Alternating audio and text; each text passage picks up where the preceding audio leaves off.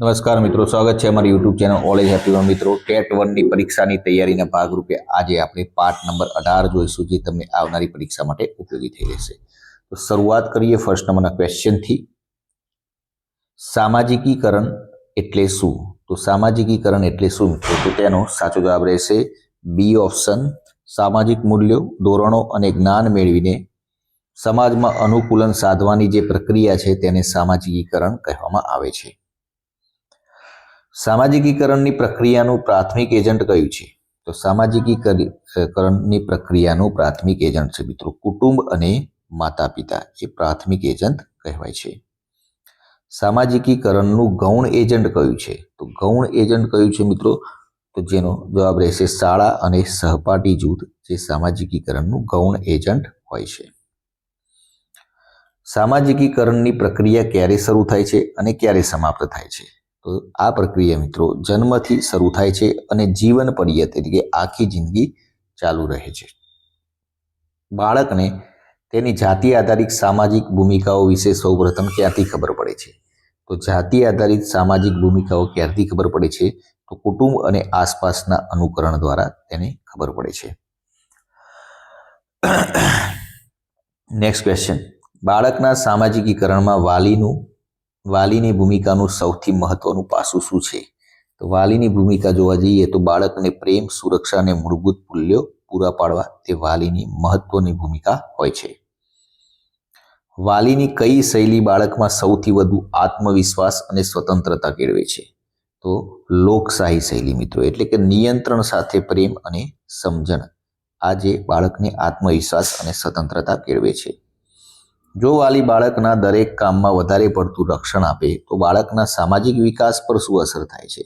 તો વધારે પડતું રક્ષણ આપે તો બાળક અનુકૂલન સાધવામાં અને નિર્ણય લેવામાં નબળું પડતું હોય છે મિત્રો।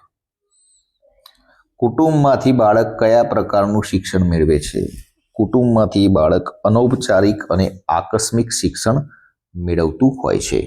નેક્સ્ટ ક્વેશ્ચન, જો માતા પિતા હંમેશા ઝઘડતા હોય તો બાળકના સામાજિક અને ભાવનાત્મક વિકાસ પર શું અસર થાય છે? તો માતા પિતા હંમેશા ઝઘડતા હોય તો બાળક અસુરક્ષા અને આક્રમકતા અનુભવી શકે છે। નેક્સ્ટ ક્વેશ્ચન, અને હા મિત્રો બીજી એક વાત, ડિસ્ક્રિપ્શનમાં ટેલિગ્રામ ચેનલની લિંક આપેલી છે, તો ટેલિગ્રામ ચેનલમાં જોડાઈ જજો, કારણ કે તે 24 કલાકની અંદર દરેક વિડીયોની PDF ત્યાં મૂકી દેવામાં આવે છે। બાળકના નૈતિક વિકાસ માટે વાલીની કઈ ભૂમિકા મહત્વપૂર્ણ છે? તો બાળકના નૈતિક વિકાસ માટે સારા ખરાબનો ભેદ સમજાવો અને સતત માર્ગદર્શન આપતા રહેવું જોઈએ। સામાજિકીકરણની પ્રક્રિયામાં શિક્ષકનું મહત્વ શું છે? તો શિક્ષકનું મહત્વ જોવા જઈએ તો મિત્રો બાળકના ઔપચારિક સામાજિકીકરણ અને જ્ઞાનાત્મક વિકાસનું માર્ગદર્શન આપતા રહેવું જોઈએ। નેક્સ્ટ ક્વેશ્ચન, શિક્ષક વર્ગખંડમાં જૂથ પ્રવૃત્તિઓ શા માટે કરાવે છે? તો વર્ગખંડમાં જૂથ પ્રવૃત્તિઓ એટલા માટે કરાવે છે કે બાળકમાં સહકાર, નેતૃત્વ અને વહેંચણીના જે સામાજિક મૂલ્યોનો વિકાસ થાય તેના માટે જૂથ પ્રવૃત્તિઓ કરાવતા રહેવું જોઈએ। શિક્ષકે વિદ્યાર્થીઓને વૈયક્તિક તફાવતોના આધારે કેવી રીતે સ્વીકારવા જોઈએ? તો વૈયક્તિક તફાવત વ્યક્તિ વચ્ચે તફાવત આધારે તો દરેક બાળકની પૃષ્ઠભૂમિ અને જરૂરિયાતોને સ્વીકારીને તેને અલગ અલગ રીતે સ્વીકારવા જોઈએ। શિક્ષકની કઈ શૈલી બાળકને સામાજિક રીતે વધુ સક્રિય અને જવાબદાર બનાવે છે? તો શિક્ષકની કઈ શૈલી?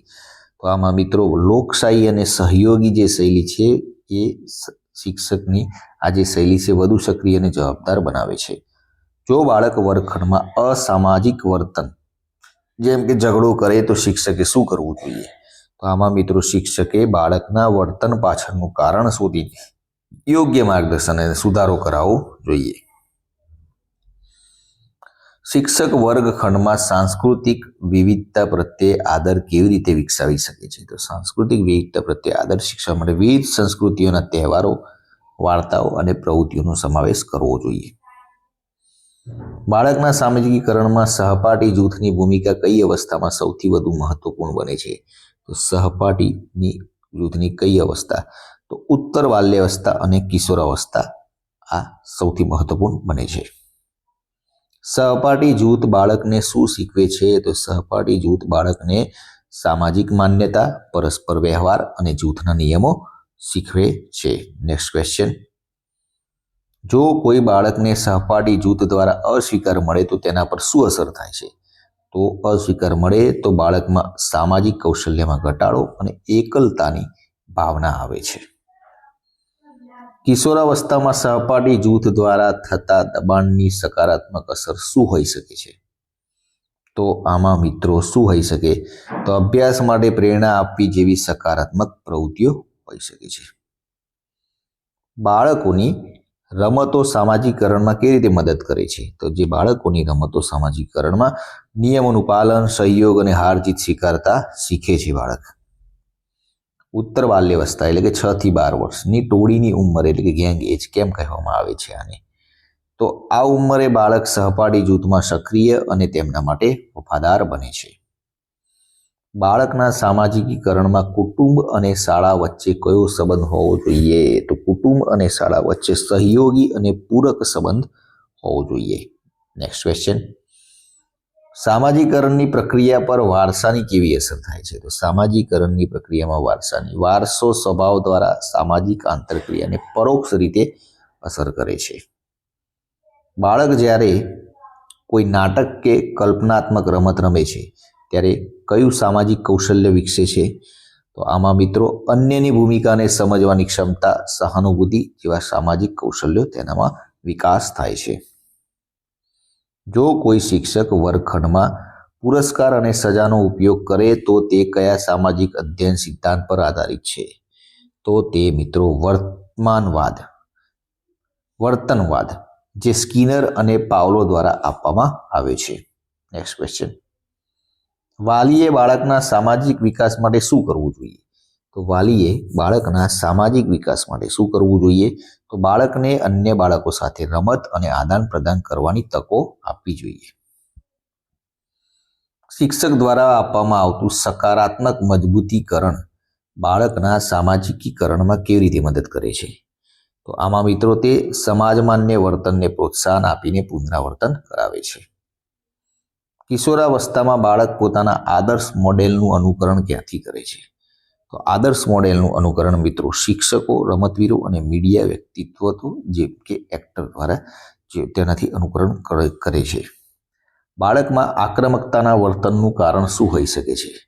તો આક્રમકતાનું વર્તનનું કારણ શું હોય છે? ઘરમાં હિંસક વાતાવરણ કે ટીવી પર હિંસાનું અવલોકન કરવું તેના કારણે આક્રમક વર્તન કરી શકે છે. જો કોઈ શિક્ષક જાણે કે બાળકના વાલી શિક્ષક મીટિંગમાં હાજર રહી શકતા નથી તો શિક્ષક તરીકે પ્રથમ પગલું શું હોવું જોઈએ? તો શિક્ષક તરીકે પ્રથમ પગલું બાળકના વિકાસમાં કુટુંબની ભાગીદારી માટે વૈકલ્પિક રસ્તાઓ, દાખલા તરીકે ફોન, નોટ શોધવા વગેરે કરવું જોઈએ. બાળક જ્યારે પ્રથમ વખત બીજા બાળક સાથે સહયોગ દ્વારા રમે છે ત્યારે તે કયા તબક્કાનો ભાગ છે? તો તે મિત્રો સામાજિક વિકાસના તબક્કાનો એક ભાગ જ છે. કિશોરાવસ્થામાં બાળ વિકાસમાં અમેની ભાવના વી ફિલિંગ કયા સંબંધોને કારણે પ્રબળ બને છે? આમાં મિત્રો સહપાઠી જૂથ સાથેના સંબંધોના કારણે તે પ્રબળ બને છે. સામાજિકીકરણની પ્રક્રિયામાં સામાજિક માન્યતાનું મહત્વ શું છે? તો સામાજિક માન્યતાનું મહત્વ તે બાળકને સમાજ માન્ય વર્તન માટે પ્રેરિત કરે છે. જો કોઈ શિક્ષક વર્ગખંડમાં જ્ઞાતિ, ધર્મ કે લિંગ આધારિત ભેદભાવ રાખે તો તે સામાજિકરણમાં કઈ અસર કરશે? તો મિત્રો તે નકારાત્મક અસર અને ભેદભાવયુક્ત વિચારસરણીની અસર કરે છે. કઈ અવસ્થામાં બાળક સમાયોજન એડજસ્ટમેન્ટની સમસ્યાઓનો વધુ સામનો કરે છે? કઈ અવસ્થામાં? તો મિત્રો કિશોરાવસ્થામાં સૌથી વધુ આ સમસ્યાઓનો સામનો કરતો હોય છે બાળક. ઘરમાંથી બહારના વિશ્વમાં જવું બાળકના સામાજિકરણમાં શાળાના નિયમો અને ધોરણોની ભૂમિકા શું છે? તો આમાં મિત્રો તે બાળકને મોટા સમાજના નિયમોનું પાલન કરવાનું શીખવે છે. નેક્સ્ટ ક્વેશ્ચન, બાળકના સામાજિક વિકાસ માટે માતૃભાષાનું મહત્વ શું છે? તો સામાજિક વિકાસ માટે માતૃભાષાનું મહત્વ શું છે? તો વિચારોનું આદાન પ્રદાન, ભાવનાઓ વ્યક્ત કરવી અને સંસ્કૃતિ સાથે જોડવા માટે તેનું મહત્વ અતિ રહે છે.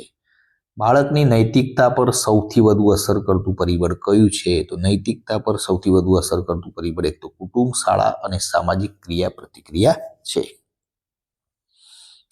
શિક્ષક વર્ગખંડમાં બાળકોને જવાબદારી કેવી રીતે શીખવી શકે છે? તો શિક્ષક વર્ગખંડમાં બાળકોને જવાબદારી વર્ગખંડની નાની નાની જવાબદારીઓ દાખલા તરીકે મોનિટરિંગ સોંપીને એવી નાની નાની જવાબદારીઓ સોંપીને શીખવી શકે છે. બાળકના સામાજિકીકરણમાં ટીવી, ઇન્ટરનેટ જેવા માસ મીડિયા કઈ રીતે વર્તે છે?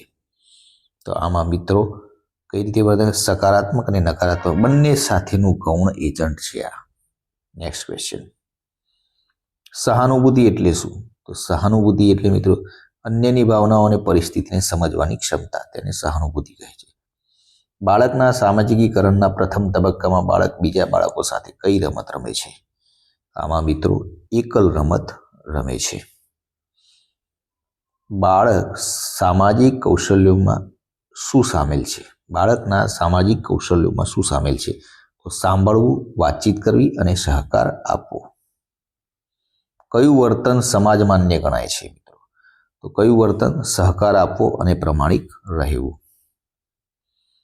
જો બાળક કુટુંબની પ્રવૃત્તિઓ દાખલા તરીકે સાથે જમવું, વાત કરવીમાં નિયમિતપણે ભાગ લે તો તેના સામાજિકીકરણ પર શું અસર થશે?